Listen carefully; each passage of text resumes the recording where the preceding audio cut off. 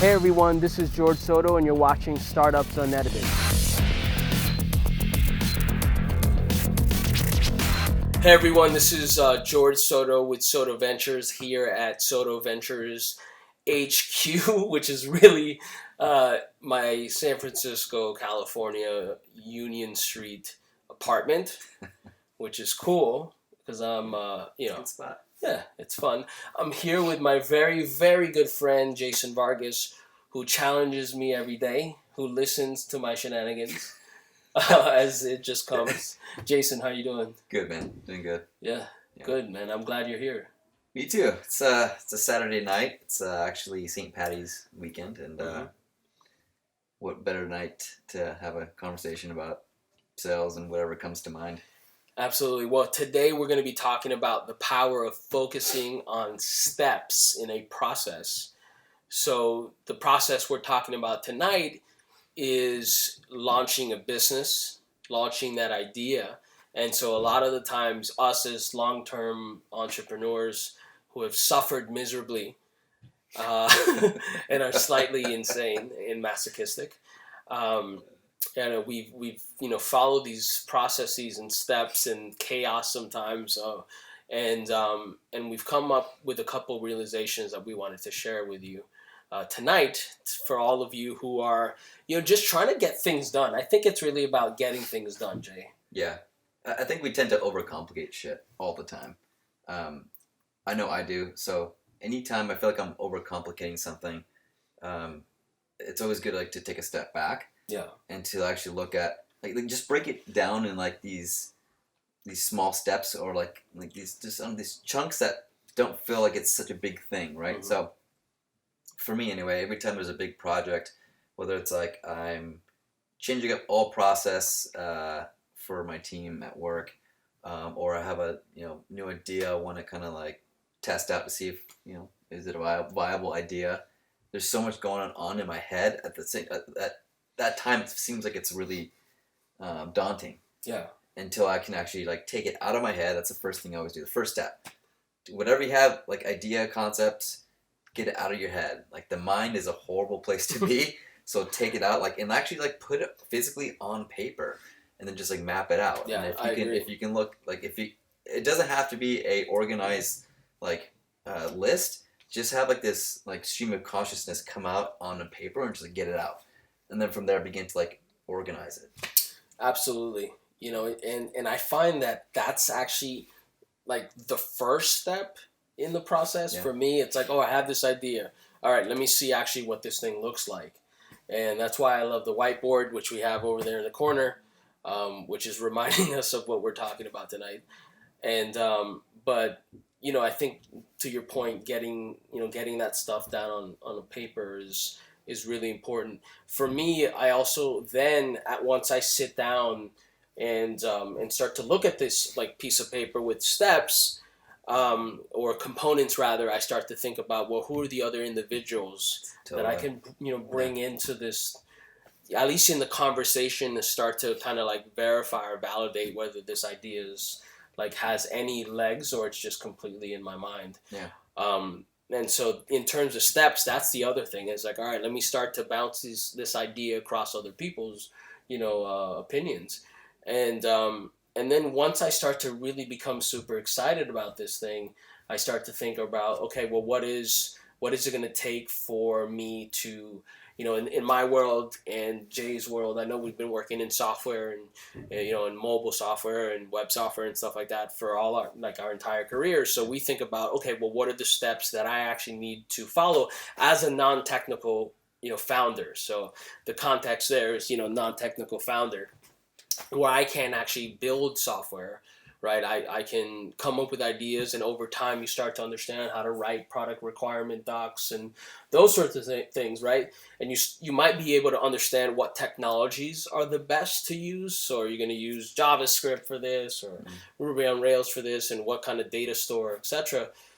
So you might start to understand the concepts around why certain things are useful and necessary, but you can actually execute it at the end of the day, right? Our good friend Chris Bull, yeah. I mean, he can build an application overnight. Brett who I'm working with, advising over at paths.ly. Check it out, Paths, Path. I'm just kidding. Brett, shout out. And he can build an application overnight. So that's one thing that I was, that I had to kind of start to think about in terms of those steps. Like, who do I bring in to actually do this? Yeah. What's your take on that? Yeah, it's funny because that's actually a question I have as well. So when I'm breaking down something, whether it's like I'm coming up with a new process for my team or whatever the case might be, once I kind of map things out, the next question I always ask myself is, who else needs to be a part of this? Like, who else needs to be a part of this conversation, these decisions? Because oftentimes I think one reason why founders or just entrepreneurs can really get stuck is because they feel like they have to do everything on their own. And if you can kind of get away from that, and that should be a part of your process. You should ask, cool, who else needs to be a part of this? Who else, yeah, I mean, that's kind of the approach I take. And it makes it more real too, right? It makes it more real, and you feel like you don't have to do this on your own. Yeah. Right? And then you get an opportunity to bounce ideas off people, and like, is this even viable? Yeah. And they can actually end up creating something a lot better or bigger than you thought was possible. Totally. But yeah, those steps are important. Like, get it out of your head, like map it out. Even if not all of it makes sense or you think you have all the pieces, just get it on paper and then ask the question: who else needs to be a part of this? These conversations, and then that's where things really begin to kind of take hold. Well, it's so interesting because Jason and I started this organization called Sales for Startups a couple years ago, and for me, I remember just sitting there in my one-bedroom apartment in Diamond Heights, okay? Anyways, that's a long story. I was like had a little mattress in the corner. And I was like, holy smokes, feed gen didn't work out. And I was, kind of bummed out about that because Sarah Lacey over at the Pando Daily wrote this atrocious thing. And anyways, I remember that. You remember that? I was like, what is this about? I was just trying to get press. I thought that's how it works. But anyways, and I was sitting there and I was thinking about how can we, help educate the startup community around sales and the, gritty, raw hustler sales process, and the chaos that exists, in an early stage, startup, and so Jay and I just really started to focus on helping that very specific type of individual, and it grew over time. But if we didn't focus, if we were trying to say, hey, we want to do events, but also do, I don't know, mobile applications, which we try to do a little bit, right? We realize, hey, we can't do everything, right? So again, just being able to focus on something is so important. And the other thing that I wanted to say is the power of actually doing that next step. So just sitting down and saying, what is that next step? What are steps 1 through 5? And mapping those things out, and not be so worried about what 6 months look from now, right? What's your opinion on that? Like, maybe just thinking a little too far into the future. And I know we have to be visionaries and those sorts of things, and I get that, right? Because you got to see what this thing might be and how big it can be. But I think it's important to be able to understand what next week looks like. What's your take on that? Yeah, no, I agree. I think sometimes if you can, like, it is great to be a visionary. It's great to do that thinking, and also it's very important to bring it back to, like, what does next week look like? What does tomorrow look like? So George and I talk a lot about this in terms of us selling books when we were in college, and when we sold books door to door, we usually, like, we worked in the Midwest, and you literally go knocking door to door, and it's very daunting. It's scary, actually. And every morning when I woke up, I had this, like, pain in my stomach, which is like nerves, like, every day. And if I thought about, wow, I'm going to be doing this for the next 3 or 4 months, incredibly daunting, and, like, enough to want me to, like, or to, like, send me home. Like, mentally, like, I don't know if I can do 3 or 4 months again. Mm-hmm. I did it for 4 summers. 4 years. Yeah, right. 4 years, right? 4 summers back to back. Yeah. So you gotta look. But you recruited too, so it's basically true. years. True. But yeah, you got to take it back. Okay, what is there to do today? Well, today I got to just go to work. Well, what's there to do now? Well, knock on a door. That's it. If you can take it back to like, what's the next step? Knock on the door. Yes or no? Okay, that didn't work out, or that they bought. What's next? Go to the next door. It's like you got to look at that. Where if I spent all the time every day, and I got that. home like crap, I got 9 more weeks. Like that's just not. So anyway, I don't know if that's like the best example, but no, I get what it. I'm trying I to get like, it yeah. completely. I get it. I mean, it's so important to be able to your point. Here's what I think I'm hearing is instead of trying to go, oh my gosh, how am I going to do this for 9 months, right?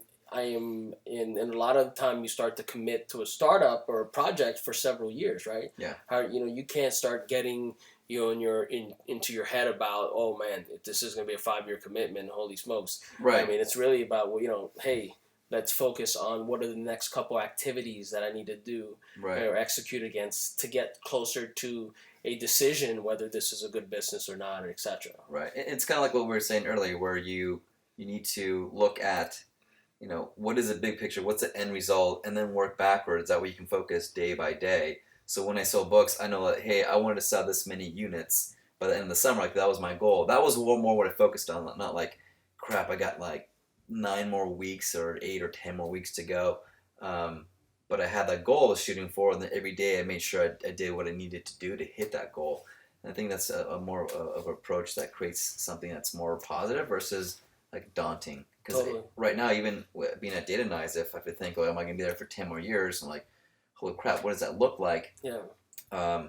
Instead of, I should look at, okay, well, what's the end result that I want to accomplish for myself, and what do I need to do and implement and do on a daily basis? Totally. Well, Jay, as we're wrapping up tonight, for everyone, just to kind of summarize what we discussed tonight, it's number one, being able to really start to focus on what is it that you're going to execute next. So what's the next step in that process? What's the next email that I need to send? What's that next phone call? What's that next meeting? Who's that next prospect? What's that next call? Right? In when we were doing door-to-door sales, what's that next door? Yeah. And so I'd encourage all you founders out there to really start to think about, or all you folks who are sitting down saying, you know what, I don't necessarily want to do this, day job anymore. I want to start to think out of the box and start to think about, well, what can I do to get this idea to the next level, or at least get some momentum, which I think is a huge concept, right? I mean, everything's momentum. So I would encourage you all out there to really focus on that and figure out what those next steps are. Yeah.